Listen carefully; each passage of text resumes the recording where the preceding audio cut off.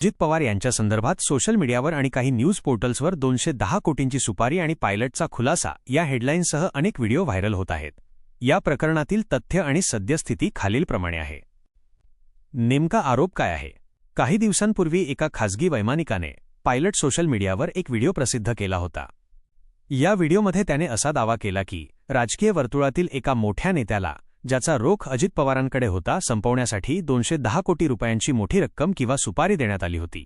या कटात विमानाचा अपघात घडवून आणण्याचा प्रयत्न होता, असा खळबळजनक दावा त्या पायलटमार्फत करण्यात आला। 2. व्हायरल दाव्यांमधील वास्तव। या प्रकरणाला राजकीय षडयंत्र म्हणून रंगवले जात असले तरी अधिकृतरित्या कोणत्याही तपास यंत्रणेने या 210 कोटींच्या आकड्याला किंवा सुपारीच्या आरोपाला दुजोरा दिलेला नाही। तपास, महाराष्ट्र पोलीस आणि गुप्तचर विभाग या दाव्यांची गांभीर्याने दखल घेत आहेत, परंतु अद्याप कोणतेही ठोस पुरावे समोर आलेले नाहीत। राजकीय प्रतिक्रिया। अजित पवार गटाने हे सर्व आरोप फेटाळून लावले असून ही त्यांची प्रतिमा मलिन करण्याची जाणीवपूर्वक केलेली खेळी असल्याचे म्हटले आहे। विरोधकांनी मात्र या प्रकरणाची सखोल चौकशी करण्याची मागणी केली आहे। 3. पायलटचा खुलासा की अफवा? ज्या पायलटचा व्हिडिओ व्हायरल होत आहे त्याच्या विश्वासार्हतेवरही अनेक प्रश्न उपस्थित केले जात आहेत।